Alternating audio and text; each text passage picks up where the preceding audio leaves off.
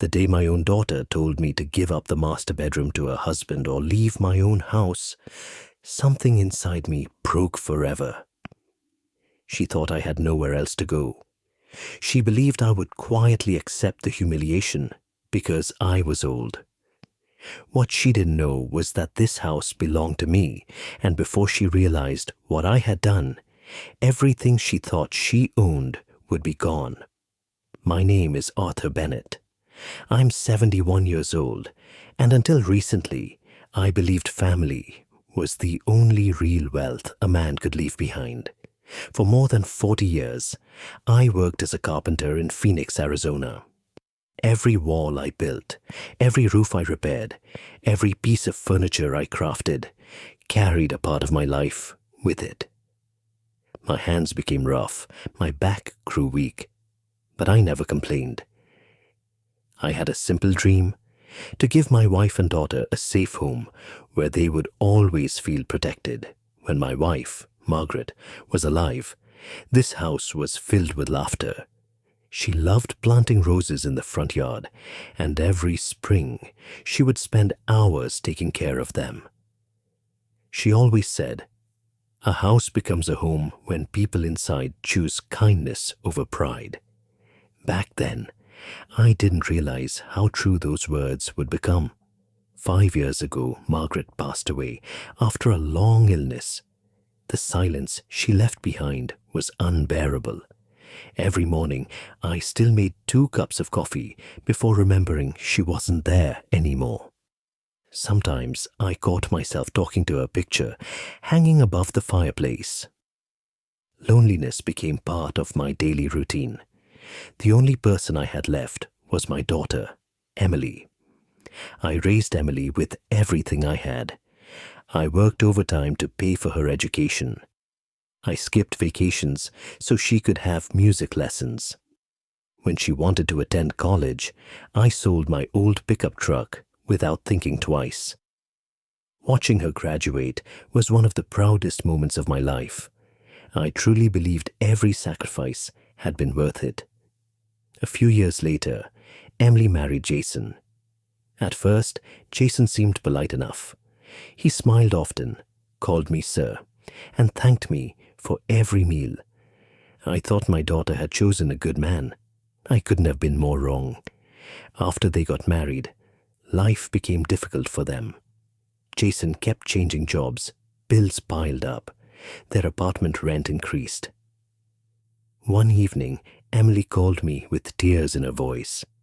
"Dad, we're struggling. We might lose the apartment."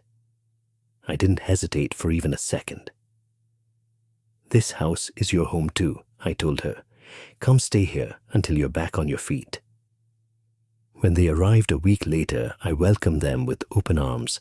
I cleaned the guest rooms myself. I bought groceries they liked. I even gave Jason the garage space I'd used as my woodworking workshop because he said he needed room for his equipment. Looking back now, that was the first thing I gave away. The first few weeks felt wonderful. We had dinner together almost every evening. Emily laughed the way she used to when she was little.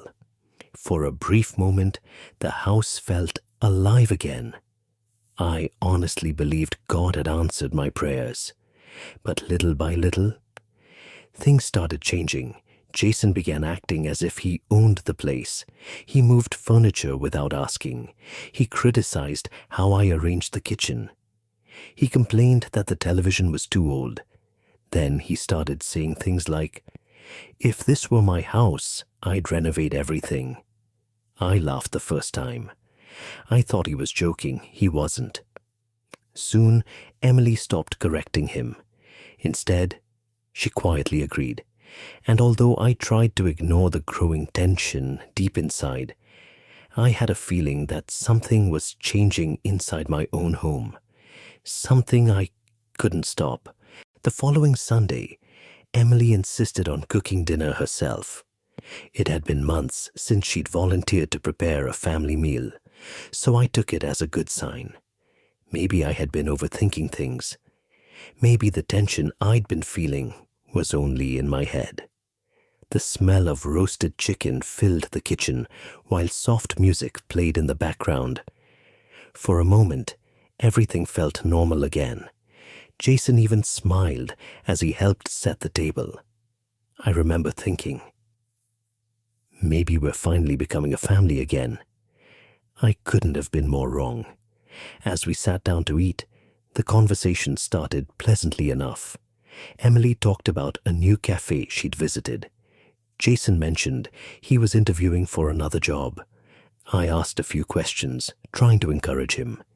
He answered politely, but something about his tone felt rehearsed, almost like he was waiting for the right moment to say something else. Halfway through dinner, Emily looked at Jason. He gave her a small nod. Then she turned toward me. "Dad, can we talk about something?" I smiled. "Of course." She hesitated for a second before speaking. "It's about the bedrooms." I looked at her, confused. "What about them?" Jason leaned back in his chair, folded his arms, and spoke before Emily could answer. "The guest room is too small." I nodded. "I know. It wasn't designed for a married couple. But I thought it would be comfortable enough until you found your own place." Jason forced a smile. "That's exactly the problem." Emily took a deep breath. "We've been thinking..." Whenever someone starts a sentence with those words, it usually means your opinion no longer matters, she continued. "The master bedroom is much larger." I looked at her, still not understanding where this conversation was going. "Yes, it is." Jason placed his fork on the table. "It makes more sense for us to have it." The room became silent. For a few seconds, I honestly thought he was joking. I laughed softly. "You almost got me there." Neither of them laughed. Emily lowered her eyes. Jason's expression didn't change. Then Emily quietly said the words I never imagined hearing from my own daughter. "Dad, Jason deserves the master bedroom." I stared at her. "I'm sorry. What did you just say?" She swallowed hard, but continued. "You don't really need such a big room anymore." I felt my chest tighten. "This is the room your mother and I shared for over 30 years. Emily avoided looking at me. "I know, but things change." Jason leaned forward. "We're trying to build our future too." I looked from him to my daughter. "So you want me to move into the guest room?" Jason shook his head. "Actually," he paused for just a moment. "If you don't think you can adjust..." He shrugged, as if what he was about to say meant nothing. "Then maybe it's time for you to find another place." The words hit harder than any punch I'd ever taken. I wasn't hearing a stranger. I was hearing the little girl whose bicycle I'd taught to ride, the little girl whose tears I'd wiped away after every nightmare, the little girl I'd promised would always have a home. Now she was asking me to leave it. Emily finally found the courage to speak again. "Dad, please don't make this difficult." "Difficult?" I repeated quietly. "I opened my home because you needed help." Jason crossed his arms. "And we're grateful." His voice didn't sound grateful. It sounded entitled. He continued. "But families grow. Priorities change." I slowly looked around the dining room. Every picture on those walls had a memory.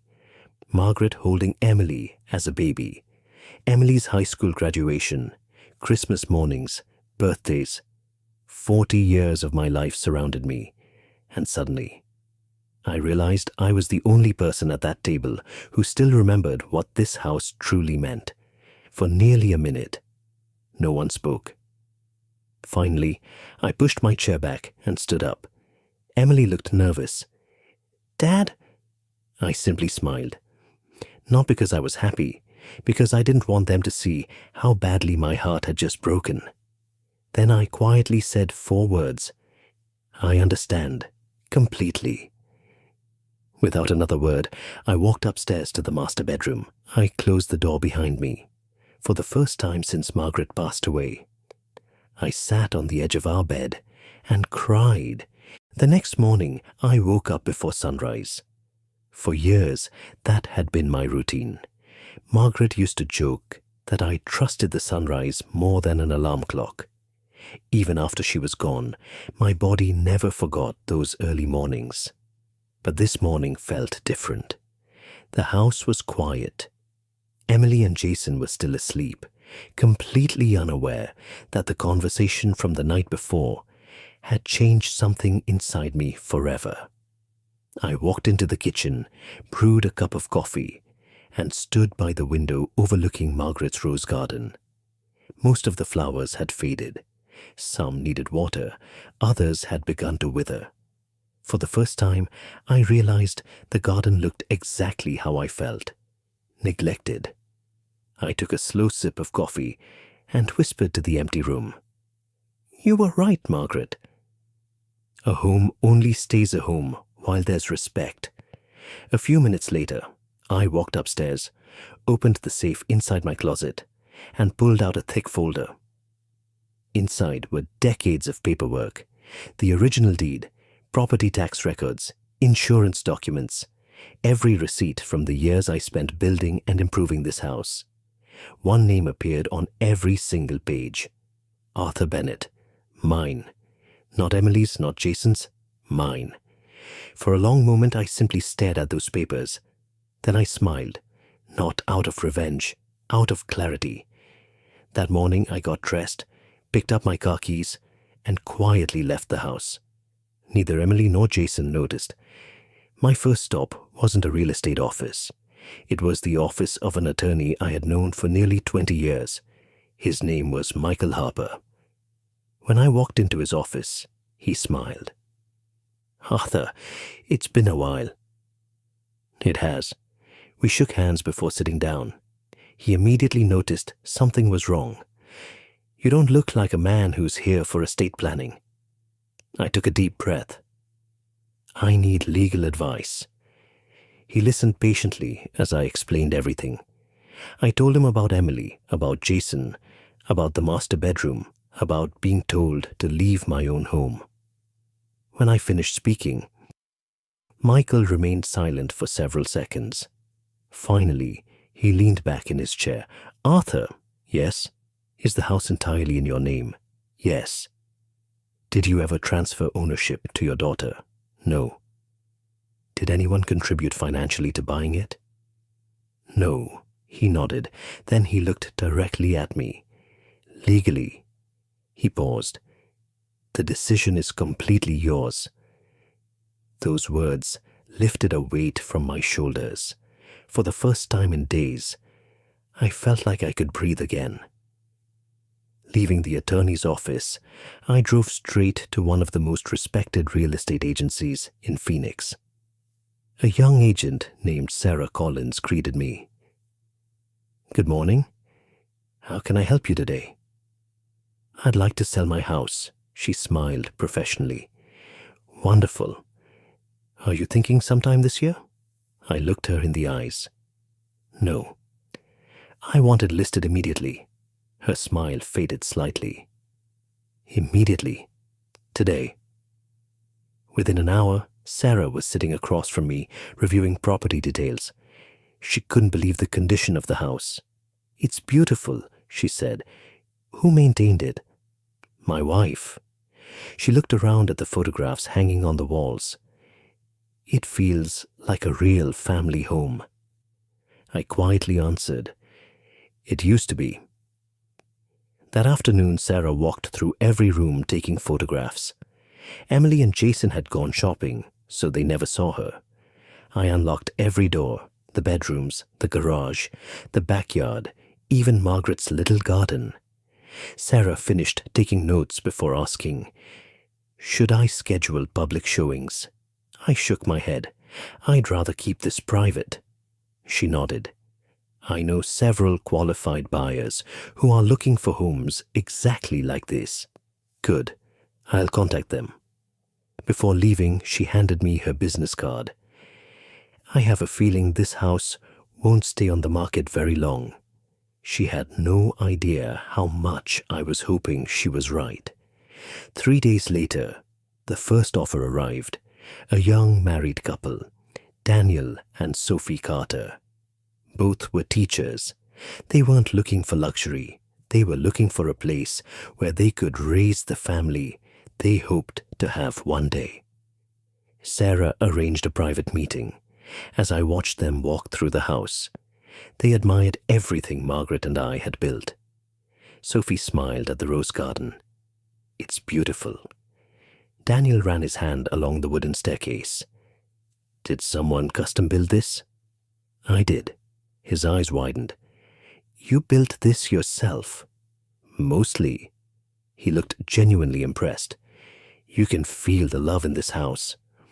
That sentence hit me harder than he could ever imagine, because it proved something I had almost forgotten. Strangers appreciated my home more than the people living inside it. Daniel and Sophie made a fair offer, not the highest possible, but enough. Sarah quietly asked, "Would you like to wait for higher bids?" I looked at the young couple standing together in the garden. They reminded me of Margaret and me, all those years ago. I smiled. "No, I think I found the right family." Sarah prepared the paperwork. Without hesitation, I signed every page. The sale became official. The closing date was set for the following week. That evening, I returned home carrying nothing but a folder. Emily looked up from the couch. "Where were you all day?" "Oh," I smiled calmly, "just taking care of a few personal matters." Jason barely looked away from the television. "As long as you're not overworking yourself."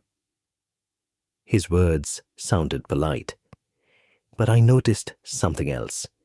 He had already moved several of his belongings toward the hallway leading to the master bedroom, as if he believed it already belonged to him. I said nothing, not a single word, because sometimes silence is the loudest answer a person can give. 5 days later, the morning began like any other. Sunlight poured through the kitchen windows as I quietly prepared my breakfast. Emily and Jason were unusually cheerful that day. They had spent the entire week talking about how they wanted to redesign the master bedroom once I finally moved out. I never corrected them. Sometimes the truth is more powerful when it arrives on its own. Jason walked into the kitchen carrying a tape measure.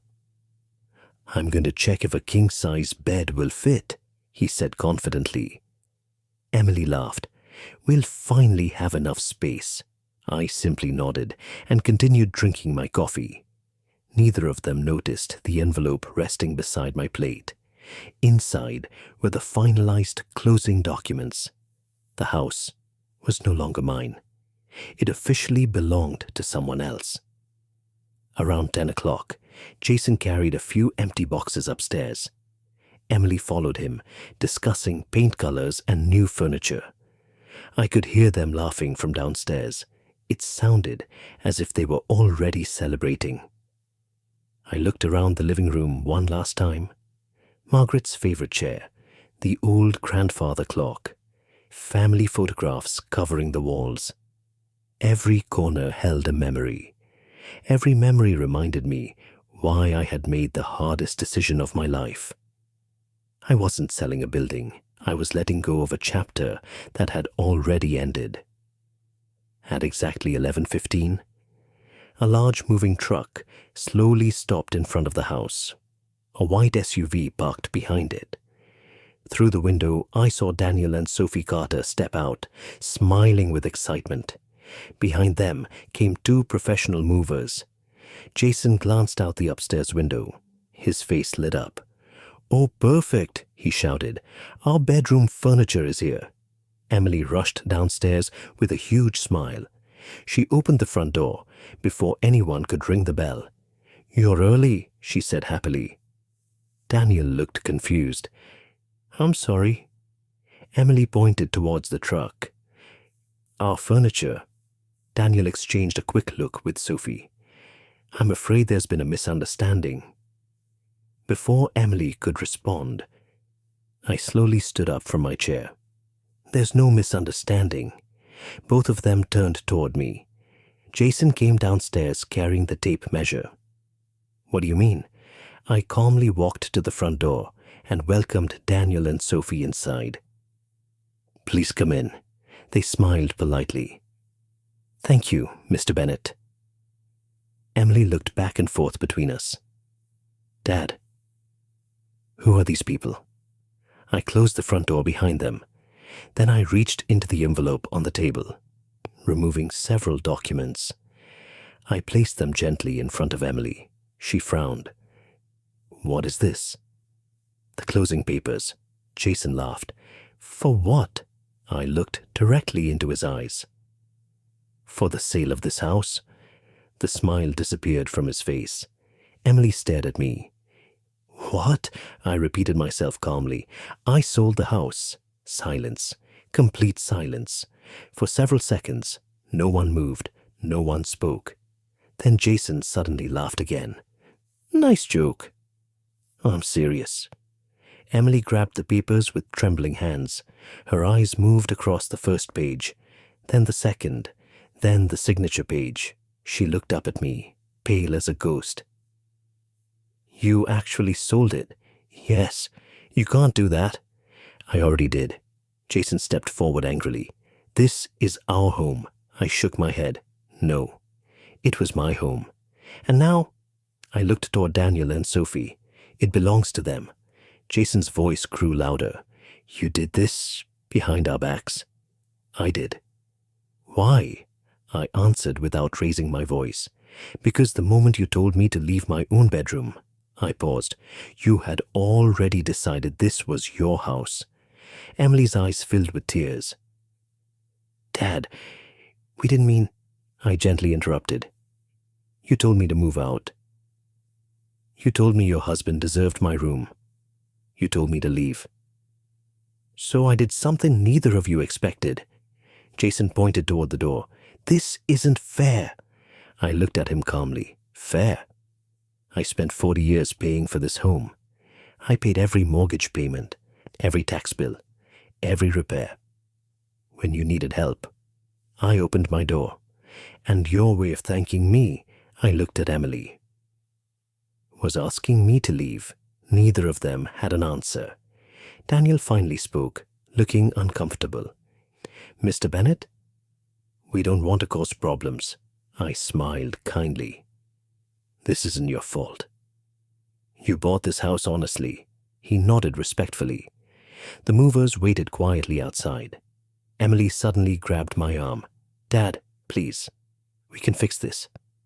"I'll apologize. We'll stay in the guest room. We'll do anything." For the first time, I saw genuine fear in her eyes. But it wasn't fear of losing me. It was fear of losing the house. There was a difference, and I finally understood it. I gently removed her hand from my arm. "Emily, if you had respected me while I still lived here, there would have been nothing to fix." Jason looked furious. "So where are we supposed to go?" I answered honestly. "The same way you expected me to." "Figure it out." His mouth opened, but no words came out. The movers walked inside and began carrying their equipment. Daniel apologized again. Emily stood frozen. Jason stared at the papers in disbelief. I picked up the small suitcase I had packed the night before. Everything I truly needed fit inside one bag. Before leaving, I took one final look at the house, the walls Margaret and I had painted together, the staircase I had built with my own hands, the living room where Emily had taken her first steps. I smiled sadly. Some homes are meant to be lived in. Others are meant to teach us when it's time to let go. Without saying another word, I walked out the front door. This time, not as the owner, but as a man who had finally chosen his self-respect over his silence. I sat in my car for several seconds before answering Emily's call. Her voice was shaking. "Dad, please don't hang up." I remained silent. "I just want to talk." I looked through the windshield at the house one last time. The movers were carrying boxes inside. Daniel and Sophie were signing the final paperwork with the moving supervisor. Everything was finished. There was nothing left to undo. Finally, I spoke. "I'm listening." Emily began crying. "I made a terrible mistake." I closed my eyes. Those were the words I had hoped to hear. A week earlier, not today, not after everything was over. "I never wanted this to happen," she whispered. "Then why did it?" She couldn't answer. Instead, Jason's voice suddenly came through the phone. "Arthur." His tone wasn't apologetic. It was angry. "You planned this the whole time." "No," I replied calmly. "You planned it the night you told me to leave my own bedroom." "You could have talked to us." I tried. "You never listened." Jason raised his voice. "We have nowhere to go now." I looked in the rearview mirror. "It sounds familiar." "What do you mean?" "That's exactly what you expected me to face." Silence. Then I quietly ended the call. Over the next few days, Emily called more than 20 times. She sent long text messages. Some were apologies. Others were memories from her childhood. One message simply said, "Dad, I miss you." I read every message, but I didn't answer. Not because I hated her, because my heart needed time to heal. A week later, there was a knock on the door of the small apartment I had rented temporarily. When I opened it, Emily was standing there alone. Her eyes were swollen from crying. She looked exhausted. For a long moment, neither of us spoke. Then she quietly asked, "Can I come in?" I stepped aside. She walked inside and looked around. The apartment was small. One bedroom, simple furniture, a tiny kitchen. Nothing like the home she had grown up in. Her voice cracked. "You gave up everything." I smiled sadly. "No, I gave up a house. I refused to give up my dignity." Emily lowered her head. "I'm sorry." "I know." "I was selfish." "Yes." "I let Jason influence me." I looked at her gently. "No one forced you to speak those words." She wiped away another tear. "I know." For nearly an hour, we talked, really talked, for the first time in years. There were no excuses, no arguments, only truth. She admitted that after marrying Jason, she had slowly started seeing the house as theirs. Jason constantly reminded her that they deserved more, that I was old, that I didn't need the master bedroom, that one day the house would belong to them anyway. Little by little, she stopped seeing me as her father and started seeing me as an obstacle. Hearing those words hurt, but at least they were honest. Finally, Emily looked at me with tears in her eyes. "Can you ever forgive me?" I took a long breath before answering. "I forgave you the day I sold the house." She looked surprised. "Then why won't you come back?" I smiled softly. "Because forgiveness doesn't erase consequences. You can forgive someone, but trust has to be earned again." She quietly nodded. Deep down, she already knew that. Before leaving, Emily reached into her purse. She removed a small photo frame. It was an old family picture. Margaret, Emily, and me, standing in front of the house on the day we finished building it. She placed it gently on the table. "I thought you should have this." I picked it up carefully. Margaret's smile looked exactly as I remembered. For a moment, it felt like she was sitting beside me, reminding me once again that kindness should never come at the cost of self-respect. Emily walked toward the door.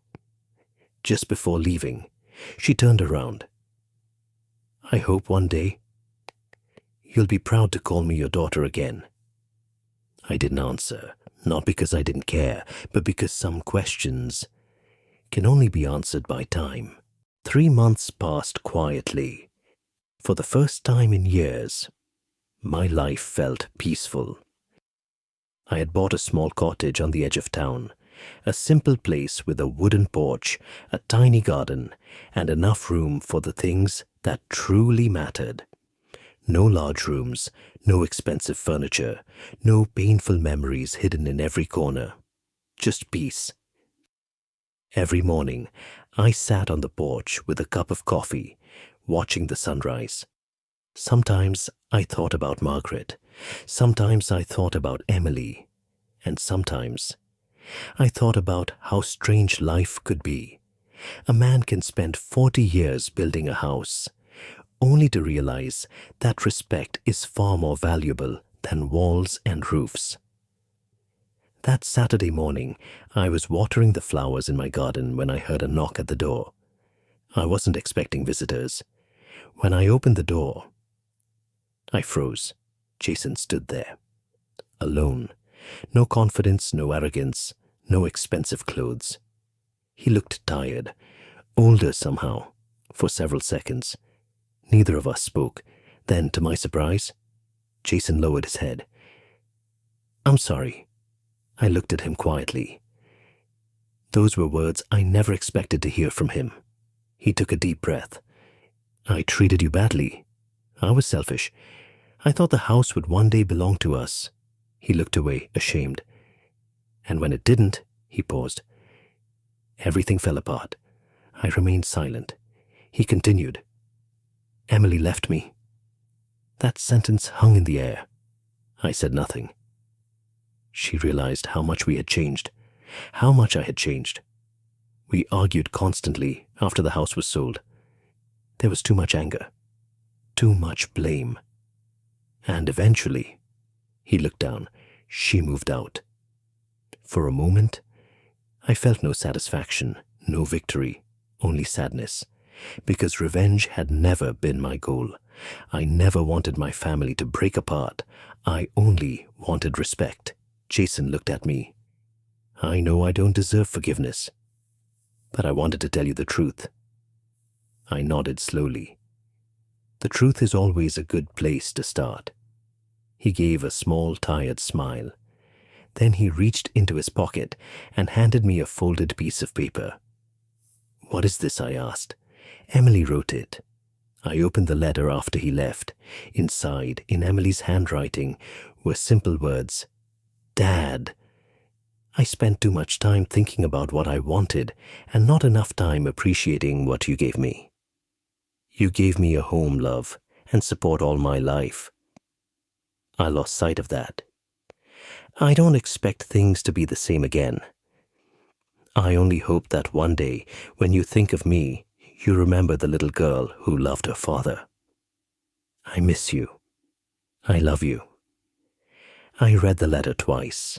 Then I folded it carefully and placed it beside Margaret's photograph. Outside, the sun was beginning to set. The sky turned shades of orange and gold. Margaret used to love sunsets. She always said, "Every ending carries the promise of a new beginning."